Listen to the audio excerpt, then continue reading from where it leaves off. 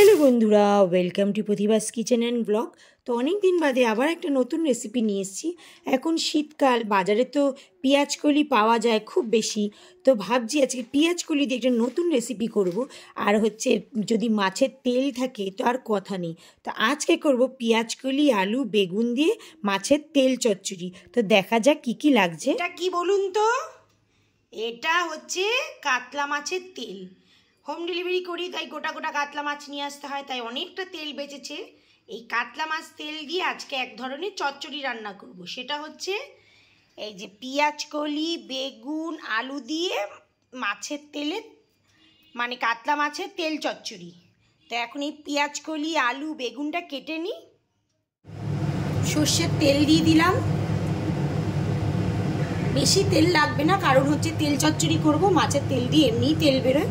মাছের তেলটা ভালো করে ধুয়ে একটু ছোট করে কেটে নেব।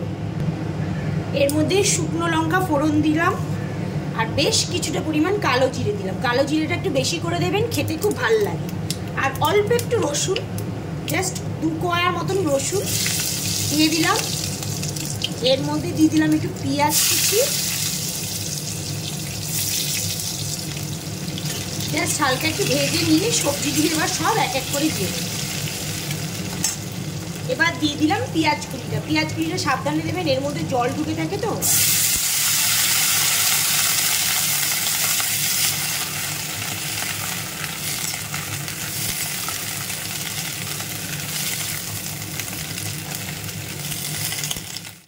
অল্প একটু লবণ দিলাম, খুব ফোটে চাপা দিয়ে দেবেন। আর অল্প একটু হলুদ দিলাম, দিয়ে কিছুক্ষণ ভাজা করার পর তারপরে বাদবাকি সব সবজি আমি দিয়ে দেবো। বেগুন, আলু, টমেটো। এই রান্নাটা করা এত সহজ, আর মানে এই এক পদ রান্না করলে আপনারা এক থালা ভাত খেয়ে নিতে পারবেন। এমনি শীতকালে সব ধরনের সবজি খেতে খুব ভালো লাগে। আমি চাপা দিয়ে দিলাম, চাপাটা খুলে নিলাম। অনেকটাই দেখছেন ভাজা ভাজা হয়ে গেছে। জাস্ট 1 মিনিটের মতন চাপা দিয়ে রেখেছিলাম। এটা চন্দ্রমুখী আলু বলে আমি পেঁয়াজকলির সঙ্গে দিইনি। আর আপনারা যদি এমনি নর্মাল জ্যোতি আলু বা নতুন আলু ইউজ করেন, তাহলে একসঙ্গে পেঁয়াজ আর পেঁয়াজকলি দিয়ে দেবেন। আই মিন পেঁয়াজকলি আর আলু একসঙ্গে দিয়ে দেবেন। আমি এটা চন্দ্রমুখী আলু বলে একটু পরে দিচ্ছি। এবার আমি এই বেগুন আর আলুটা দিয়ে দিলাম। ভালো করে কেটে ধুয়ে রেখেছিলাম, যে দেখতেই পাচ্ছেন এরকম সরু সরু করে কেটেছি।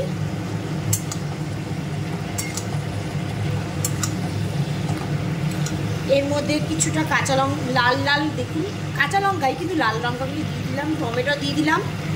আবার পরিমাণ মতন, প্রথমে অল্প একটু লবণ দিয়েছিলাম, আবার এখন অল্প একটু লবণ দিচ্ছি।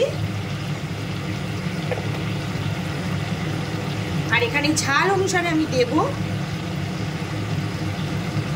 একটু লঙ্কার গুঁড়ো। যে যেমন ঝাল খাবেন তেমন দেবেন। তা আমি কাঁচা লঙ্কা আগেই দিয়েছি, তারপরে একটুখানি লঙ্কার গুঁড়ো দিলাম।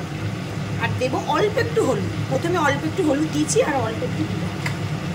দিয়ে এইটা ভালো করে কিছুক্ষণ ভাজা ভাজা করে নেব। নেওয়ার পর মাছের তেলটা আমি দিয়ে দেব।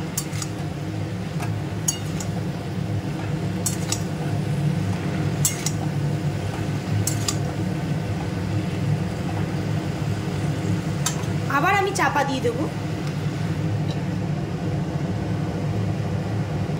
শুধু মাঝে সাঝে চাপাটা খুলে একটু নাড়িয়ে চাড়িয়ে দেবেন।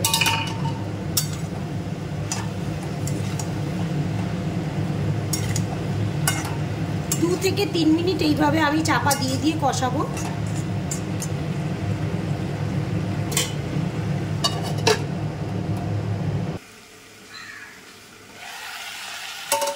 এই যে মাছের তেলটা ঢাকনা তুলে নিলাম।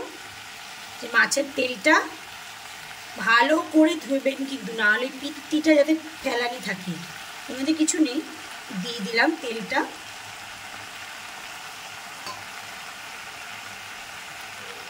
এবার ভালো করে এইভাবে আস্তে আস্তে ভাজা ভাজা করব।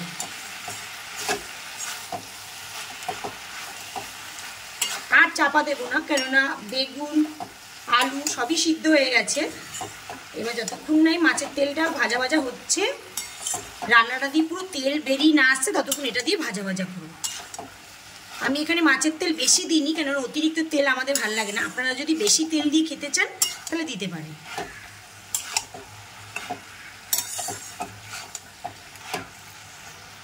এটা হচ্ছে গোটা একটা কাতলা মাছ ছিল, সেই গোটা কাতলা মাছের তেলটা দিয়ে দিলাম। এবার এইভাবেই ভাজা ভাজা হবে। রান্না হয়েই এসছে, খুব তাড়াতাড়ি রান্নাটা হয়ে যায়। তেল অনেক বেরিয়ে এসছে, সব কিছু সিদ্ধও হয়ে গেছে।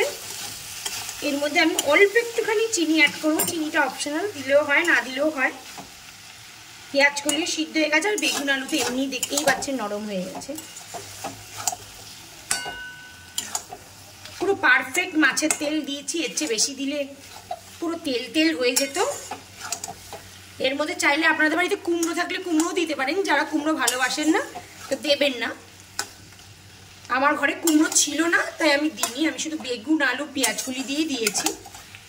সব ধরনের সবজি দিয়ে এর মধ্যে দেওয়া যায়। অল্প একটু চিনি অ্যাড করলাম, ব্যাস রান্না শেষ। এবার এটা আমি প্লেটিং করব। কত সুন্দর একটা মানে স্মেল বেরিয়েছে, আর এখান দিয়ে দেখুন বাইরে দিয়ে রোদ এসছে, রোদ তারিশ ঠান্ডার মধ্যে এইসব রান্না দিয়ে ভাত খেতে দারুণ লাগে। এবার আমি গ্যাসটা বন্ধ করে দিচ্ছি। প্লেটিং হয়ে গেছে, দেখো কি সুন্দর লাগছে। আর সত্যি কথা বলতে কি অসাধারণ খেতে হয়েছিল। একবার এইভাবে যেইভাবে আমি রান্না করেছি সেইভাবে রান্না করে খেয়ে দেখো। আর এখন তো বাজারে পেঁয়াজকলি খুব পাওয়া যায়, এই পেঁয়াজকলির সিজনে একবার এই মাছের তেলের চচ্চড়িটা বানিয়ে খেয়ে দেখো, অসাধারণ লাগবে এবং বাড়ির লোক প্রশংসা করতে বাধ্য। তা তোমরা কোথা থেকে আমার এই ভিডিওটা দেখছো অবশ্যই আমাকে কমেন্ট বক্সে কমেন্ট করবে, আর কেমন ধরনের তোমাদের ভিডিও ভালো লাগে সেটাও জানাবে।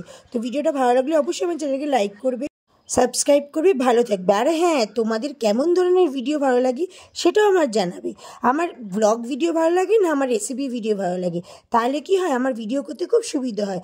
আর ভিডিও করার পিছনে আপনি যদি একটু লাইক করেন তো ভিডিও করার এনার্জিটা আরও বেড়ে যায়।